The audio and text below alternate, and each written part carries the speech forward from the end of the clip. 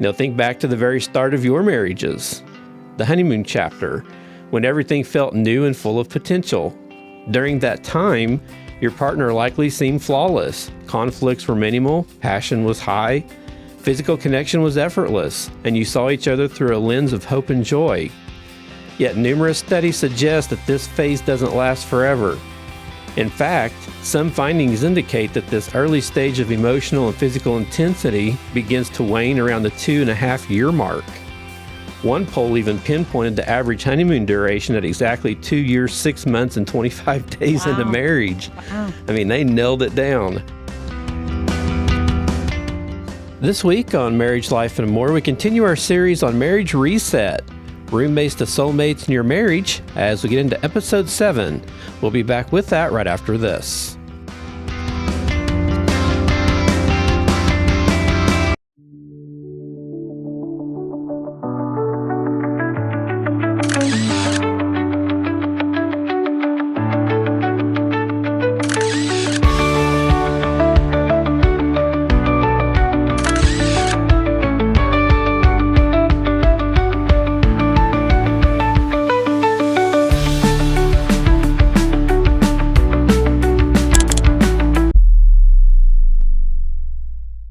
Welcome to Marriage, Life, and More. This is a podcast about marriage, Bible, and book studies, and we interview people that have inspiring stories. I'm Daniel Moore, your host. Thank you guys for joining us this week.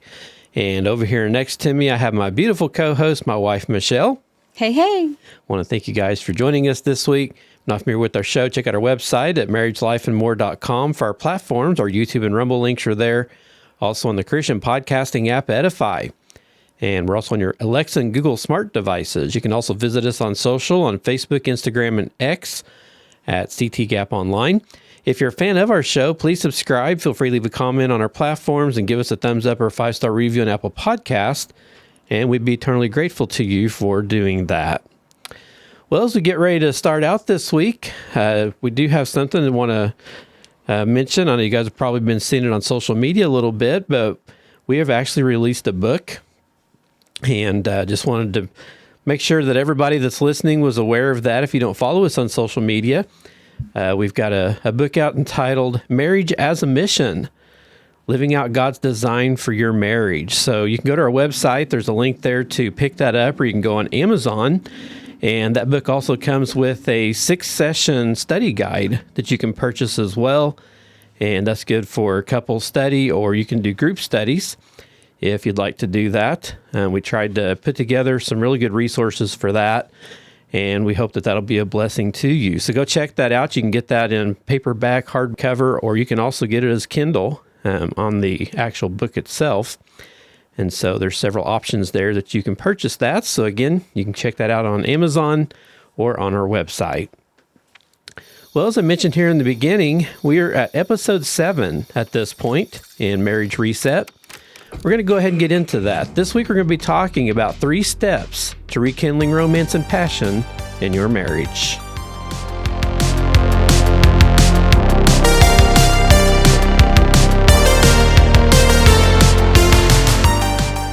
One of the biggest passion killers in a marriage is the onset of tedious predictability, said Gary Jackson.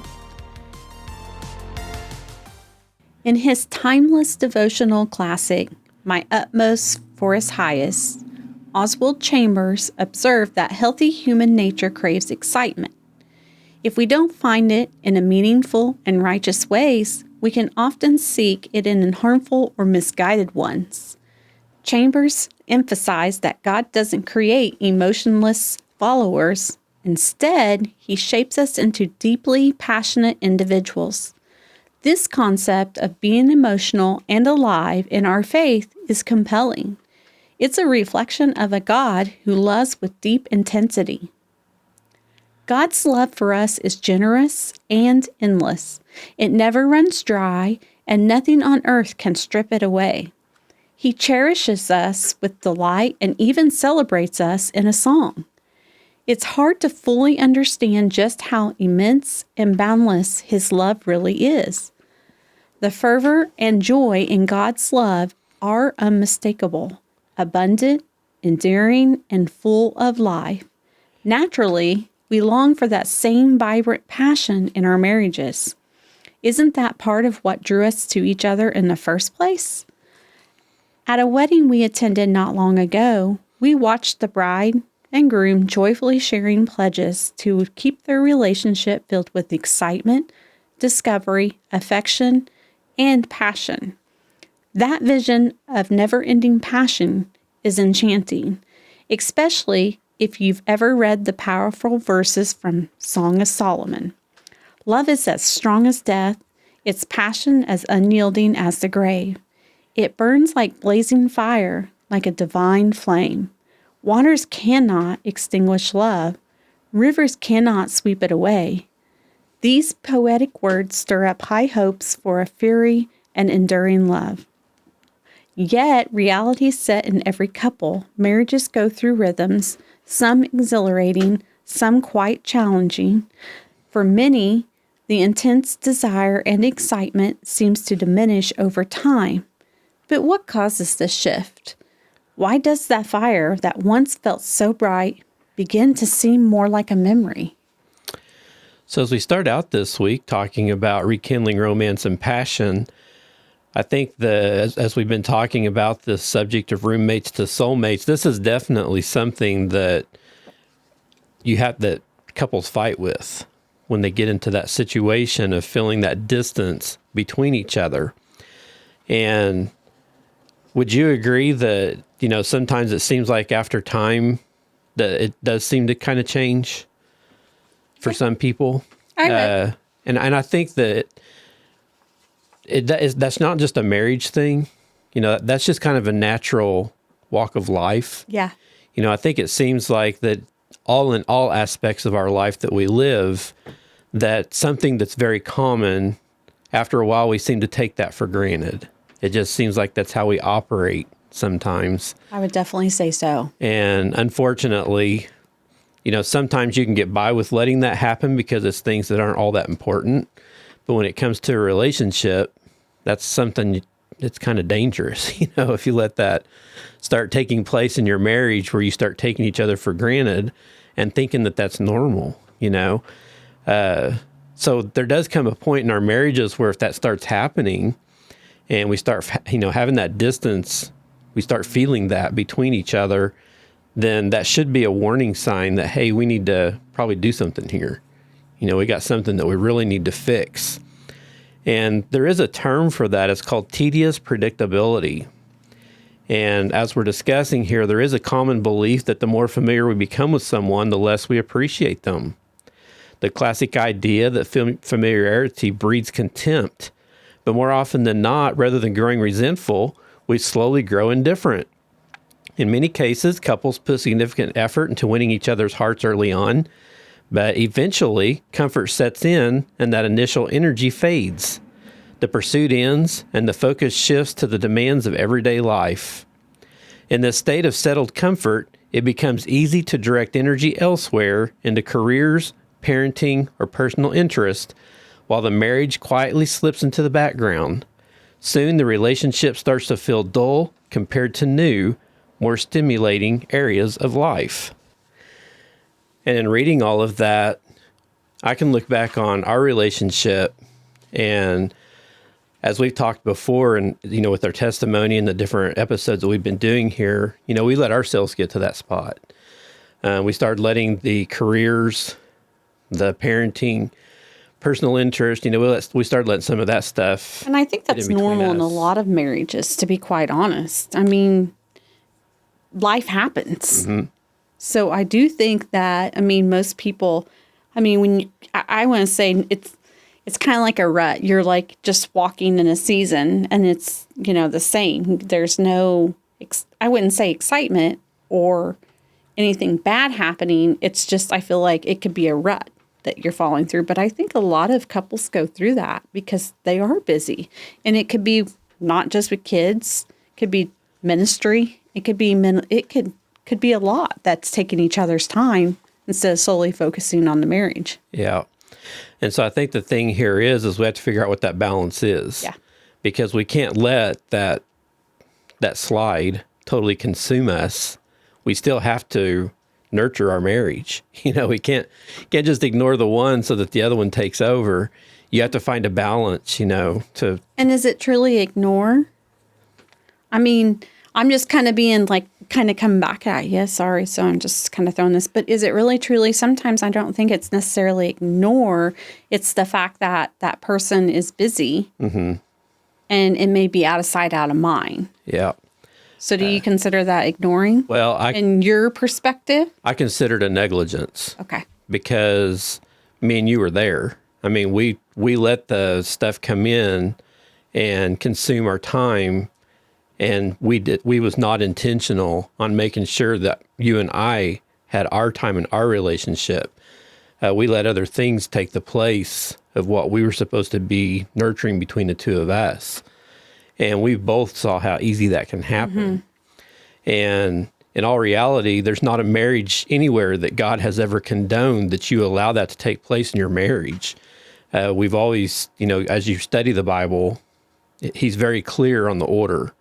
It's him, your spouse, then your kids, then everything else. He's very clear on that. Yeah. And so I think it's God's intention that no matter what comes our way, what kind of busyness life throws at us, whatever kinds of responsibilities that we take on and add to our plate, I think God still expects us to make sure we don't forget us and we don't, be negligent to the fact that we don't take care of our relationship. Right. Because otherwise we get to this rut and we let our relationship get stagnant, and it kind of brings us into this strangers, kind of look where we're not really meeting each other's needs. Right. And then you start having issues when one person in the relationship starts realizing that that's slipping away, and they start missing some of those things, but the other spouse doesn't see it.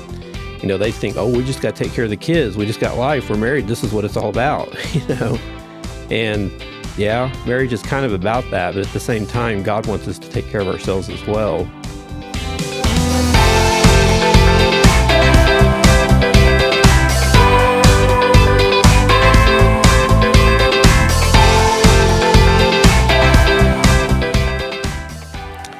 And we have an example here of a couple named Jenna and Mark.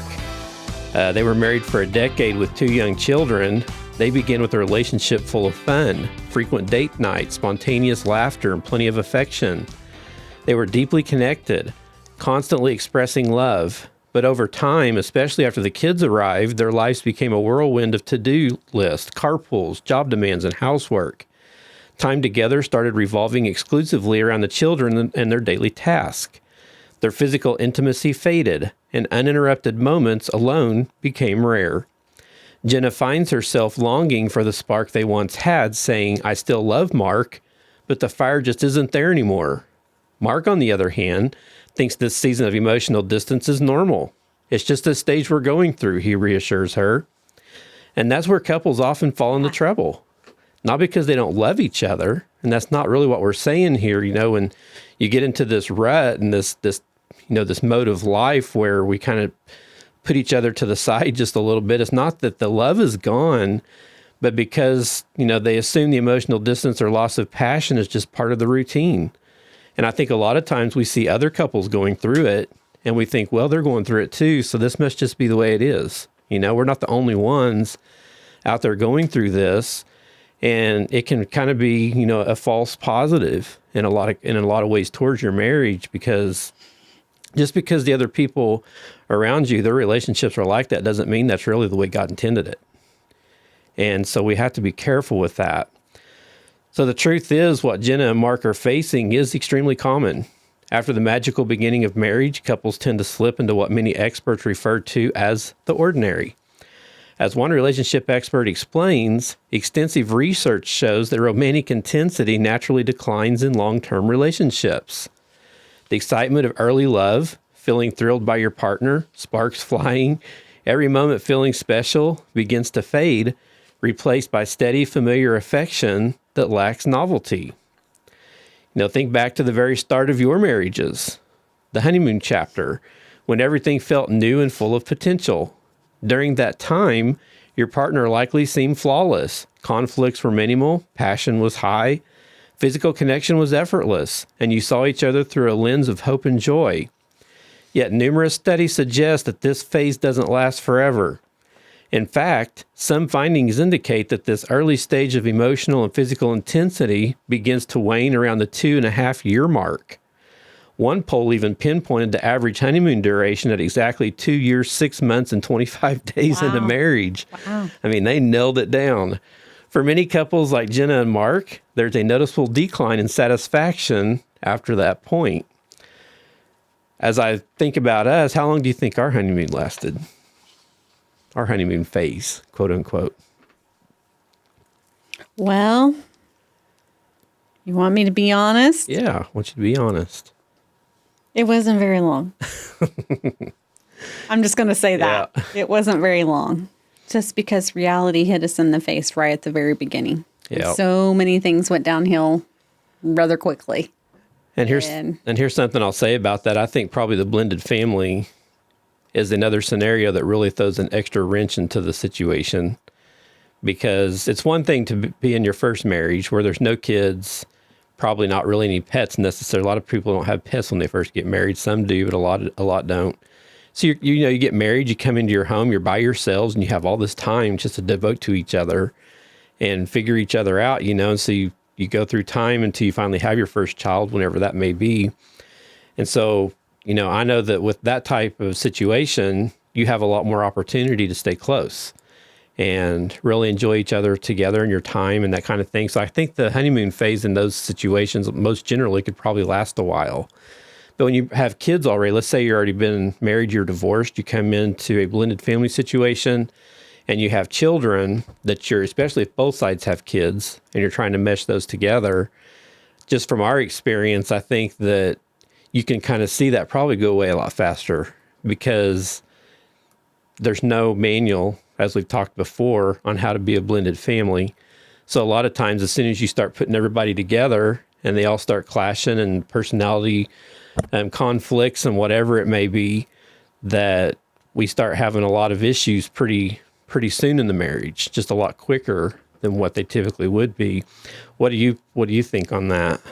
I'd agree with that. Because I know that's probably one of the issues we had. Exes, putting the kids together, just the different issues. It starts wearing on you really quick. Yeah, it does. And so, and even if you date somebody for quite a while, I still think that in a lot of ways, you still really don't know what you're getting yourself into when you're actually going to get married and bring everybody under the same roof. I would agree with that. I think that there's a lot of things there that we just don't think about. And so, yeah, I could see where, this honeymoon stage could go out the window pretty quickly. And then all of a sudden, what we did have when we were dating, the fireworks and all the different things that were taking place at that time, it just seems like they were a distant memory, and life starts happening, you move on and just get into that routine, that ordinary routine, as it says. So, why does this happen? And, it's not usually because something went wrong. It's because we grow used to each other. The thrill of discovery, the joy of new shared moments, and the freshness of intimacy start to give way to habit, schedules, and everyday normality. As one author put it, in the beginning, couples tend to engage in lots of novel and exciting activities together, what researchers call self-expanding activities. They dress up for dates, they explore new parts of the city, they try each other's hobbies, and they have engaging discussions with each other. As time goes on, though, it can be easy for long-term couples to fall in such a routine that they stop doing fun new things together. And what does that do? It leads to boredom. Which I kind of laughed a little bit, because I'm like, oh, they dress up for dates. Since when? We don't. No, we don't. Not anymore. We haven't in a very long time. Yeah. But we do try new things together. We do again now, yes. Yeah. And, something else I can think of right now, too, that could cause this is, financial stuff. Oh, absolutely. Because it does, if you go do new things and you explore places and whatever, unfortunately, a lot of times that takes money, And if you start having children, if you're, new in your careers or whatever it may be, you may not have a whole lot of extra money left over. And so if you're one of those type of people that likes to travel around and see new things together or whatever, that could put a little bit of a kink in that as time goes along, as you get more bills or whatever it may be, your expenses start going up. I could see that being an issue. Well, I know we struggled with that. We did. And there's just like, I always tried to find, I don't know. I looked to try to find the best in situation we were in. So, some of you people might know where this is at, but we'd go to Warring River, go hiking. We'd do a little picnic, make some fried chicken. We'd enjoy just spending a couple hours together, or we'd go to the park, cheap date, something you can pack a sandwich. And I think that meant more to me than doing nothing at all, just getting away a little bit because we didn't have the extra money. Yeah. And I know one year for your birthday, I did a little coupon book. Yeah. Free wash your truck, I actually still have that. You probably didn't know that, but I do. I think I do. It's in the little box. Yeah. Yeah, that we keep some of it. We used to write notes to each other, used to do cards. We saved a lot of it. Yeah. So, yeah. So, if it's financially obviously you can't go take a trip, but you can do small things around your hometown that just means a lot to you, or your spouse. Yeah, and I think one of the dates that I always remember, it stands out vivid in my mind, and I think it probably does so because it was in that time frame when we were trying to rebuild our relationship, I think. But we'd went to Roaring River and took KFC with us. I actually made the fried chicken. Oh, did you make it homemade? Okay. Yeah. I was thinking it's KFC for some reason. Yeah. I made some chicken strips and some chicken. Yeah. Yeah. And I knew it was chicken. I remember that part. Yeah. That's the lunch I'm talking about. Okay. That's the exact same one. Yeah. I always remember that. And it's one of mine that I always remember. That's good memories. Yeah. That's good things that you can have, that you can hold on to and hold those dear. And as you do those things, they build on each other, Yes, you're going to have downtimes in between. It's just going to happen. That's life. Mm-hmm. But the whole goal of that is just to make sure that those downtimes don't keep you down. Right. You have to do more things to try to bring that back up and do it better, the next time and get back to where you were. So as we were talking there, with what that author was saying, the couple still cares deeply for each other, yet with time they grow so used to one another that they stop truly noticing or appreciating what made their connection so special.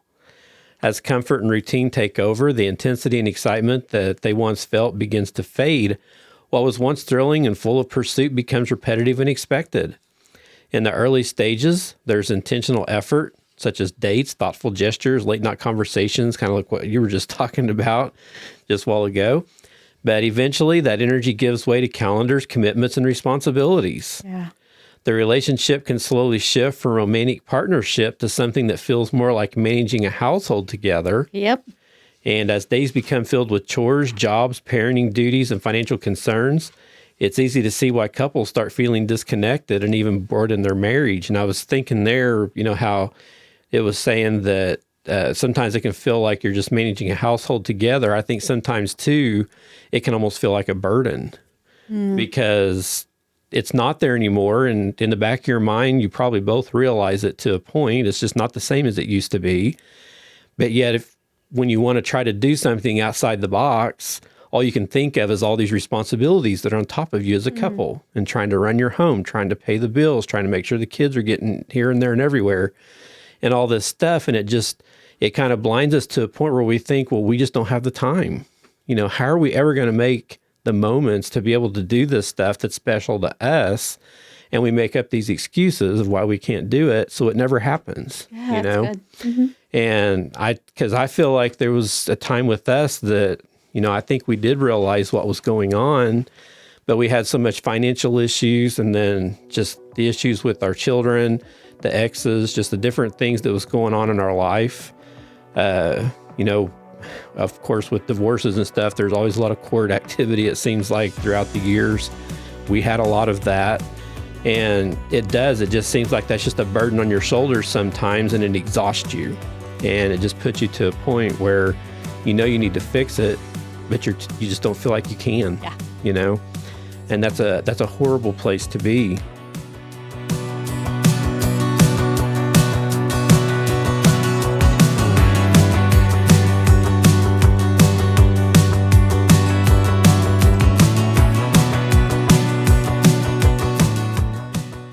As we're talking about this week, about this romance and passion that you've lost in your marriage, needing to know that we need to rekindle that if we've lost it. There's some signs that your relationship has slipped into a predictable routine. I'm sure some of you guys out there probably already know what those are as you've been listening to us ramble on about this here today. I'm sure you've already been probably thinking about things in your own relationships. But we're going to go through this little list here. Michelle, why don't you give us the first couple there? Yeah. The romance has disappeared. Marriage is no longer exciting. That spark has fizzled. The marriage feels boring. Passion has slowly faded into silent routines. You've stopped flirting. You no longer kiss passionately. And nothing is spontaneous anymore. Boy, I can resonate with the majority of those. Yeah. And I think, some of them play off of each other. When you stop flirting or you no longer kiss passionately, that can definitely lead to that romance disappearing. And it can cause that marriage to no longer feel exciting and that spark to fizzle. All those really kind of play along with each other. When you look at that, and I think that this is definitely something that it's taken us some time. I think that we do a lot better now with a lot of these things than what we did in the past. Oh, absolutely. Definitely. We had to be and how did we make this happen? We had to be intentional. That's what I was getting ready to say. Intentional is the word. Yeah. So when we started working back towards that, what are some of the things that you can remember that we've had to go through to reverse a lot of these things in our own relationship? Well, I think like one of the things that, you stop flirting, there's a lot of times that we just really, honestly, if we stopped everything, but to get back to it, to be intentional, it would be like, walk by, slowly touch your hand, or, tap you on the rear, or, write you a little love note. It had to be intentional all the way. One of the things that, the romance had disappeared. There are so many things that you can put in that, and the romance has disappeared. Honestly, that's pretty much everything that's listed below it. But, for you to say every day, you tell me you love me, you give me a kiss no matter what, and one of my biggest things is to just cuddle. Like, I love to cuddle. Your intentions of always just coming in and just making sure that the love, the kiss, the cuddling, and I know some of the things that you like, so my intention to do that brings back that spark, and I'm not really a big person on certain things, but you are. Yeah.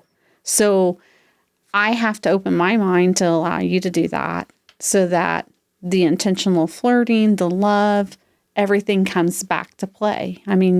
That's the whole part, is me giving for you and you giving for me. And stepping everything aside and us focusing on each other. Yeah, that's good. And something I just thought of here I wanted to throw in. I was listening to a podcast this week, and they were actually talking about something that actually works kind of well here, because some of you guys listening out there, you may be in this spot right now where you can actually resonate with all these things that Michelle just shared. You are seeing this in your relationship right now. But I think one thing that I also think when spouses are together for a while and they get into that rut situation where it starts getting boring and that kind of thing, I think a lot of times we kind of forget what each spouse wants also. And we kind of forget what those triggers are that sparks that romance. Yeah. Because we're not the same.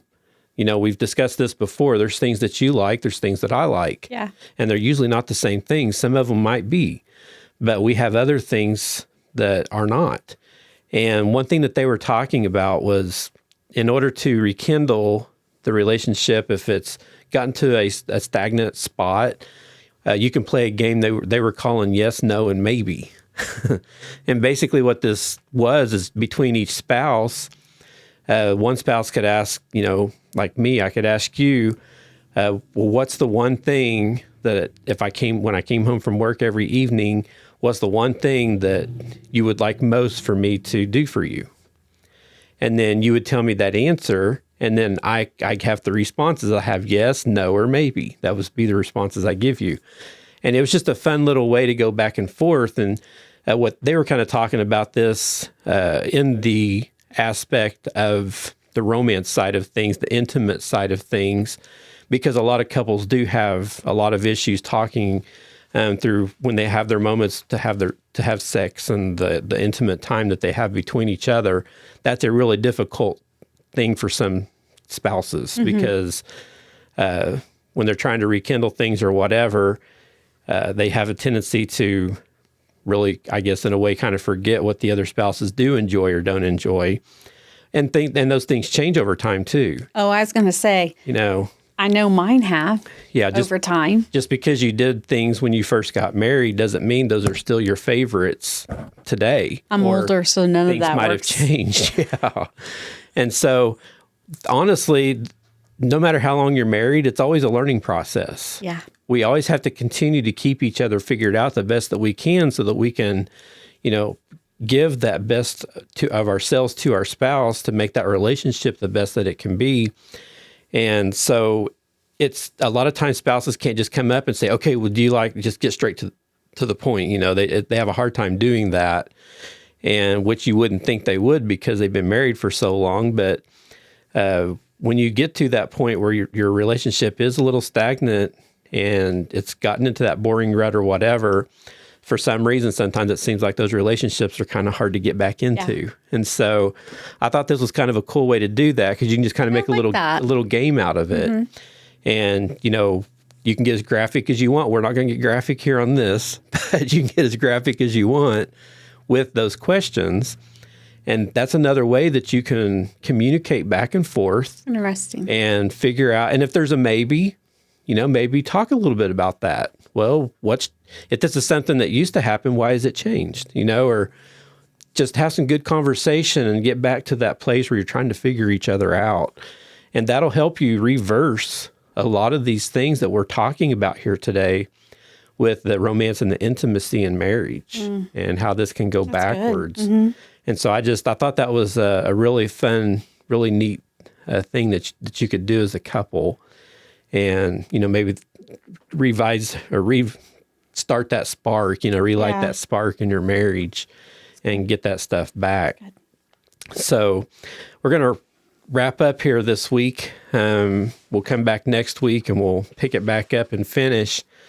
But as we go here, Michelle, why don't you go ahead and finish up here with what notes we have left here.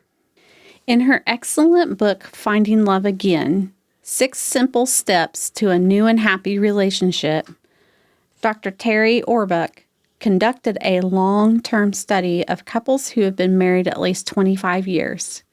She asked the following questions.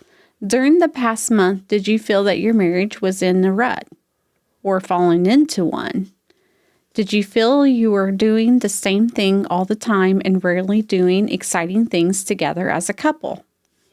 More than 42% said they often felt that way. Passion naturally fades over time. That's just part of how the relationships evolve. But that doesn't mean we have to let our marriages drift into monotony or become overshadowed by new interests like careers, hobbies, or other responsibilities. The truth is, a marriage remains meaningful because we choose to keep it that way. We've come to realize something that's helped us navigate the inevitable routines that come along with long-term commitment.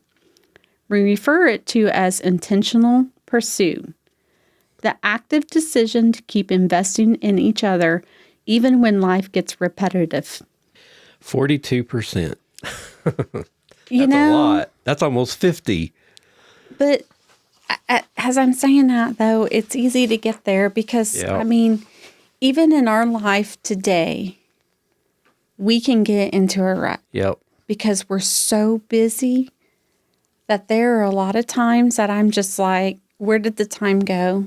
I mean, I feel like I see you at bedtime and it's like, I'm reading a book, you're reading a book, we go to bed. We wake up, we do the same thing over. And it's like, are we on autopilot again? It's like, what are we doing, you know? Yeah.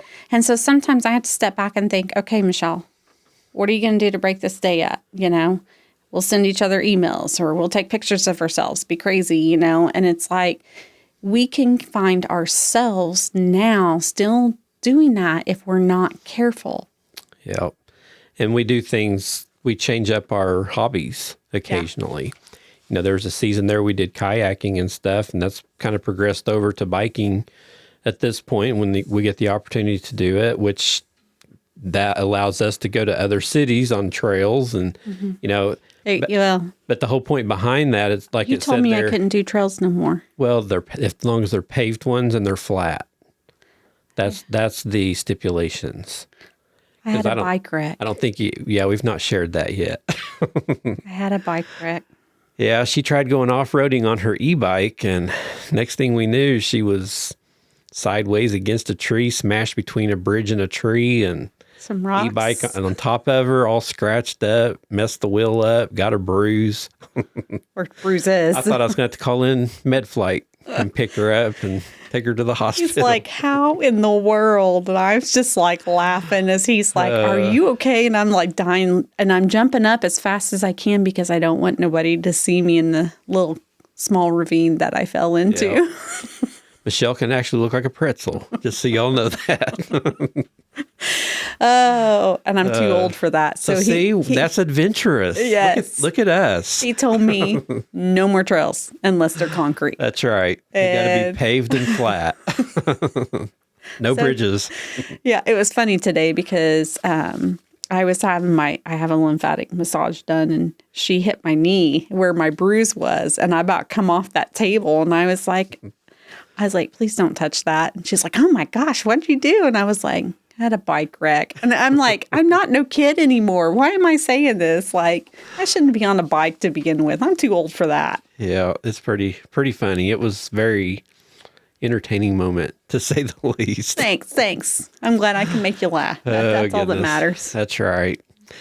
But yeah, that's what it comes down to, though. Just like you said there at the very end, it's got to be a commitment. Mm-hmm. It's got to be intentional. It's got to be an intentional pursuit. That intentional part. When you get in that rut and you're bored, if you just sit there, nothing's going to change. You know, you both have to come to a point in an agreement that, we got an issue. Yeah. We both need to fix this. What are we going to do? Yeah. That's the question you have to ask each other. And so next week when we come back, we're going to talk a little bit about that pursuit. There's a close pursuit that you can kick into gear with your marriage, and there's some steps that you can take to try to light that fire and try to rekindle that passion and that romance in your marriage.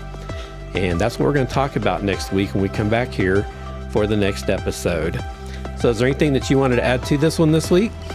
No. You've got it pretty well covered. Just be intentional. Yep. Make sure you're intentional. And, if you run out of ideas, talk to friends, or get online and do some Google searches. There's just lots of ways that you can come up with new ideas of different things that you can do as spouses to try to help that boredom that you feel like you have in your marriage. But it's not going to change until you decide you want to change it. And so you have to be intentional with that. We'll talk more about that next week here when we come back. Well, we're going to go ahead and call that good for this week then. And we hope that you guys enjoyed this episode. We just pray that your marriage is stronger and your walk with God is closer after this episode that we've been through this week. And we'll come back and finish it next week. This is an extension of Connecting the Gap Ministries. We pray that you have a blessed week.